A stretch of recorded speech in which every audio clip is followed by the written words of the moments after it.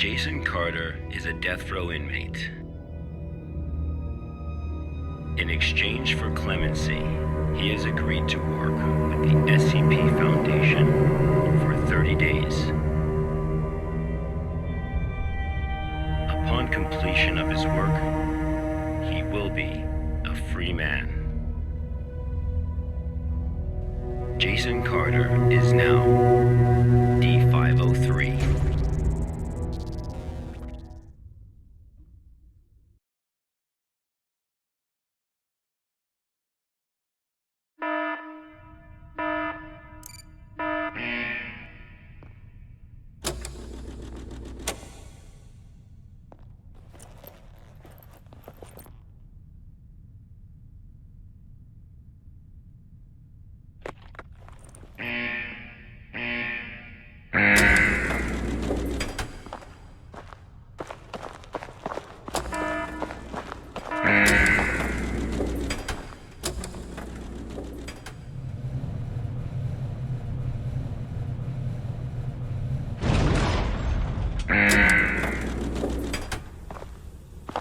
D503 was given no clear instruction of the task to be completed.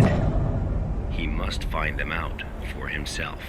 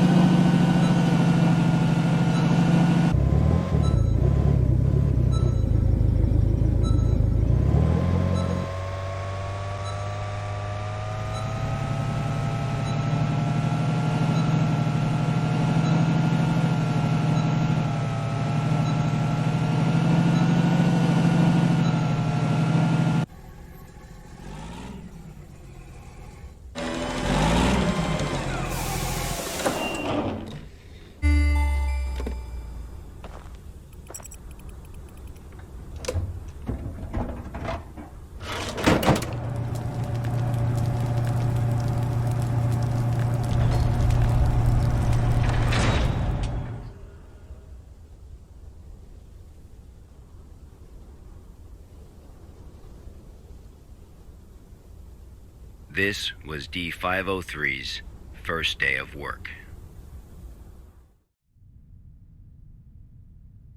SCP protocol mandates that D503 now undergo a psychological evaluation.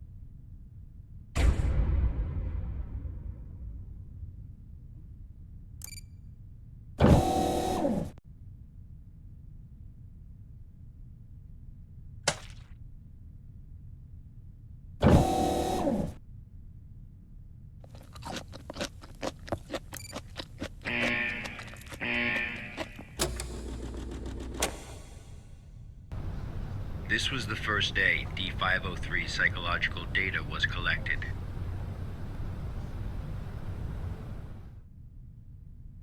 You're probably wondering, how can this job earn freedom for a death row inmate?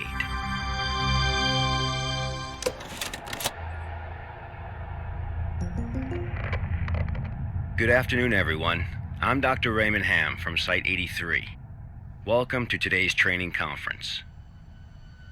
Today, I'm going to share with you a little project I've been working on called SCP-7457. The desert you saw just now is SCP-7457. D-503 is a volunteer who we invited to help us learn more about this desert. Prior to the Foundation's involvement with SCP-7457, 329 people went missing in this area. As a precaution, we have introduced lockdown measures as we attempt to find the cause of these disappearances.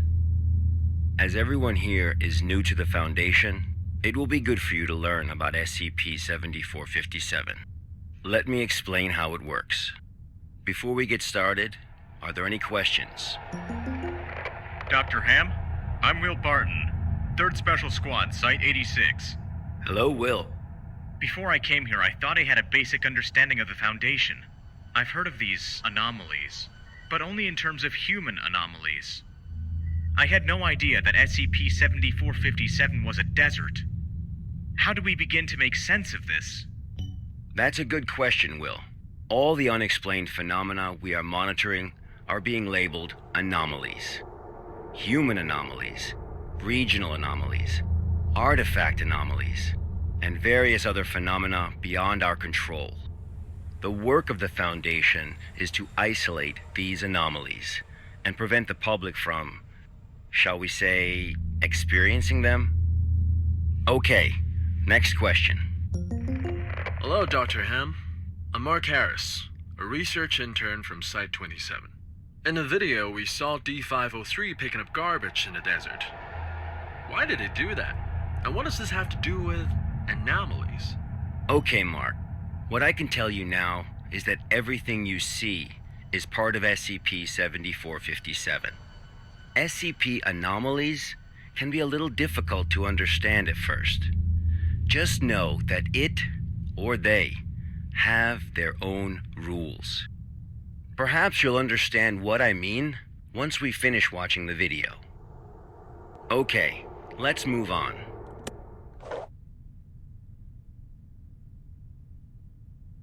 The first week was fairly normal. However, there was an interesting occurrence on the 8th day.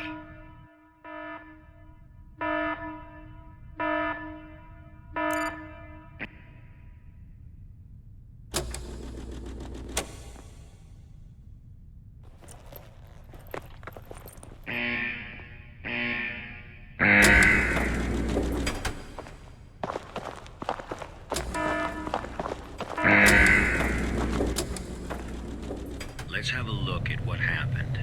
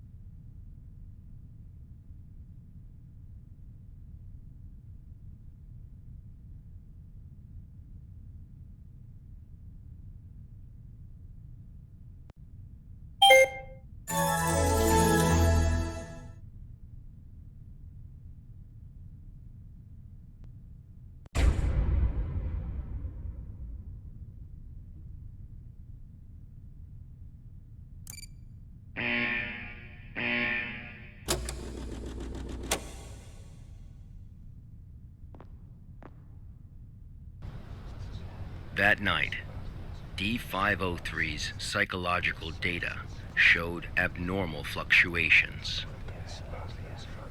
Analysis tells us that D503 is dreaming.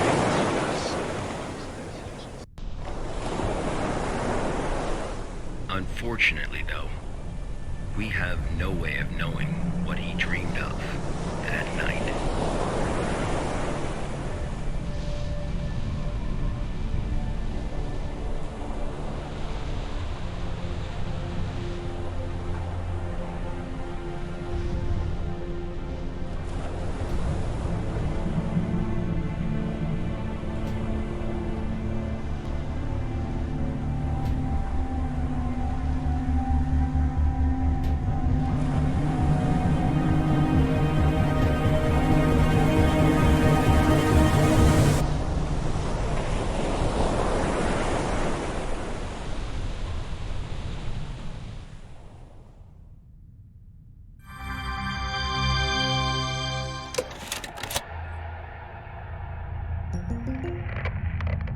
The 8th day marked a significant turning point, the start of SCP-7457's impact on D503.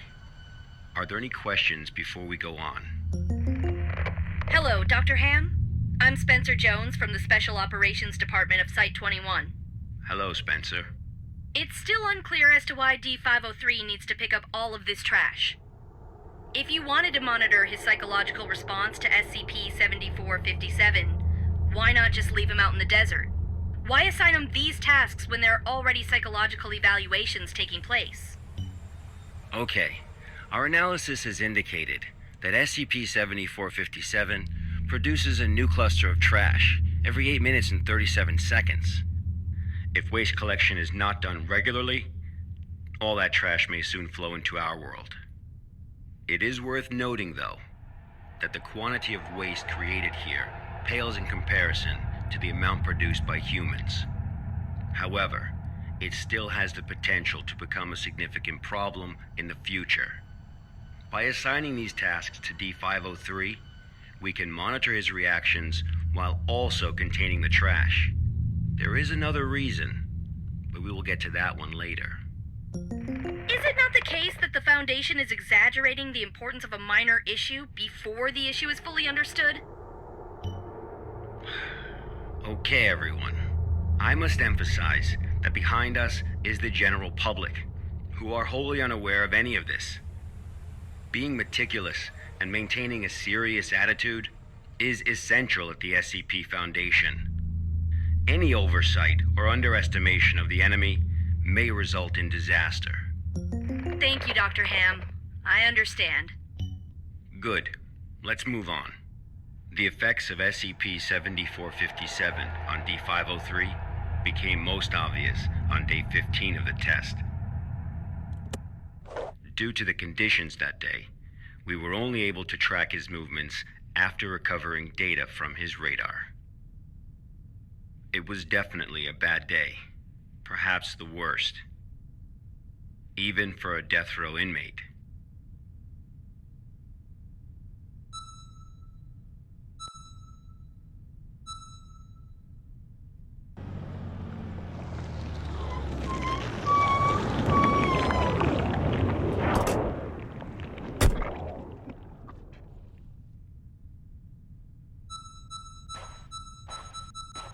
D503 found a radar that perfectly resembled his own.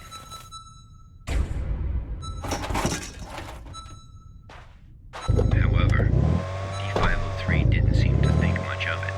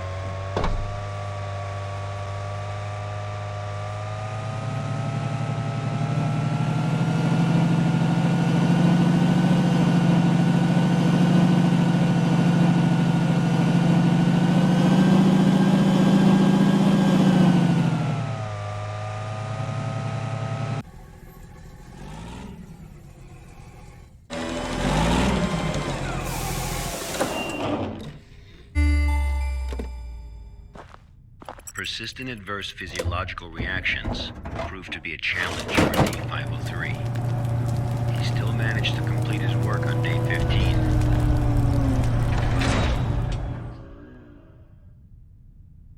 But then he encountered an incident.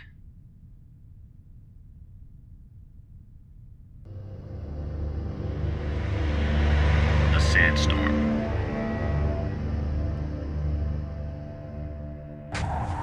D-503 walked in the sandstorm for a long time, but he couldn't seem to find his way back.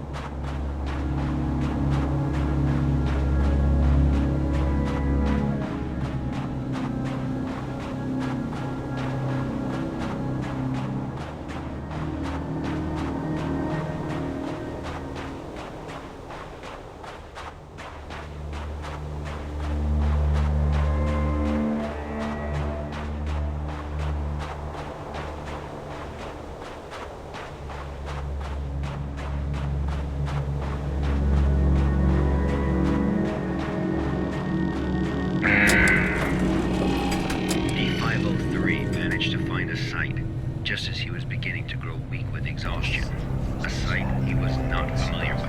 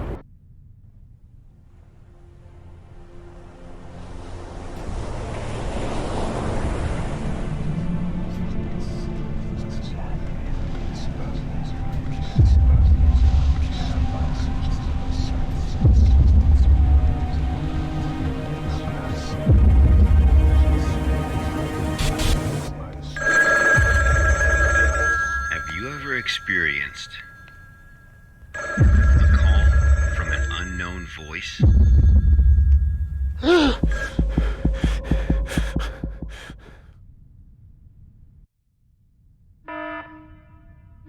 Approximately 13 hours later, a visibly trembling D-503 returned to Site 8.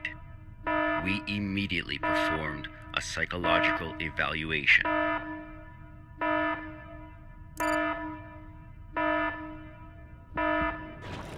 Major fluctuations can now be observed in D-503's physiological data.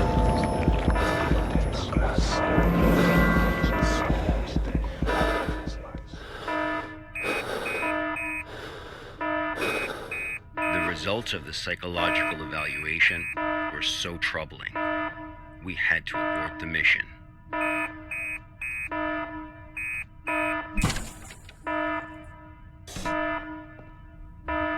D-503 was able to break away from the Foundation's control.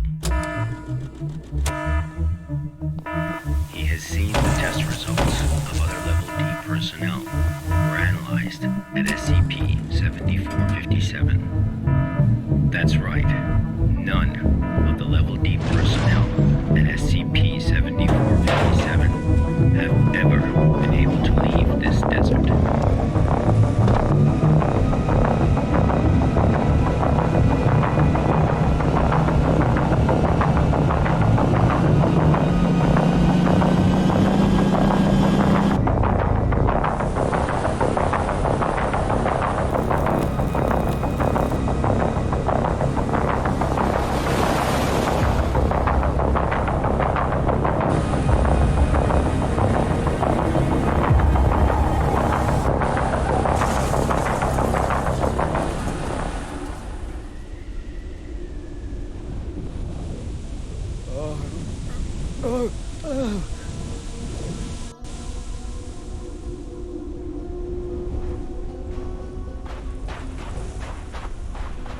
D503 heard the call.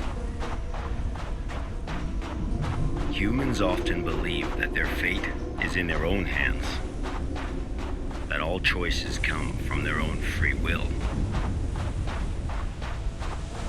They don't realize that we humans form only a small part of this world. Out there, in the unknown world, we are as insignificant as a grain of sand in this vast desert.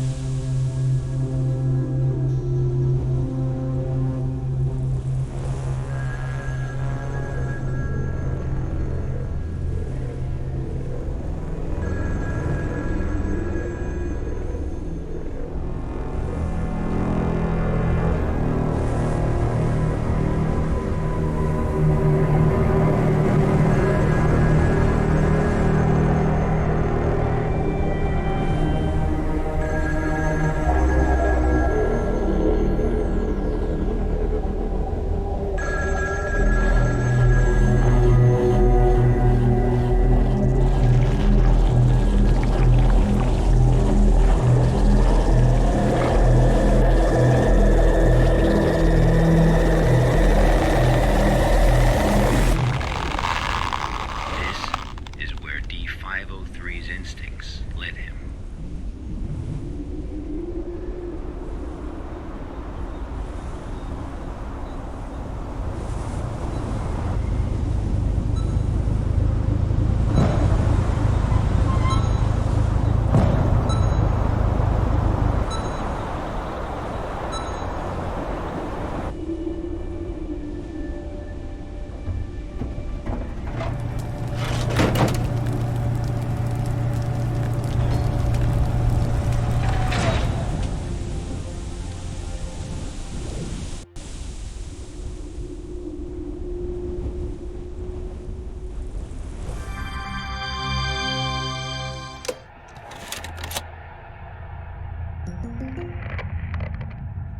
Days later, experiment participant D722 found the radar that had belonged to D503.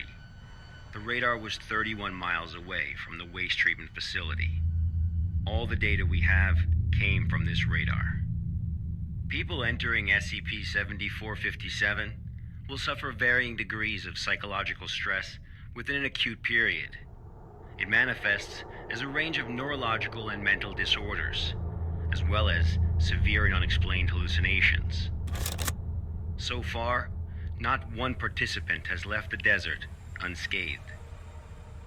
The Foundation has tested 31 Level D personnel in an area spanning 2,267 square miles. Our testing continues. When you work for the Foundation, you will face various anomalies. Some can kill you, some may drive you crazy, and some will make you feel that living is worse than death. Let this be very clear. SCP-7457 is just a taste of what you will face in the future. Before joining the Foundation, you were all leaders in your respective fields and industries. Researchers, special forces, FBI agents, national security experts. Well, SCP does not care how smart you are, how accomplished you are. It doesn't matter to them how many doctorates and titles you have. You are no different from helpless ants when confronted with these anomalies. Remember this. It is the most important advice you will receive. Do not take risks. You will die. You are not as special as you think you are.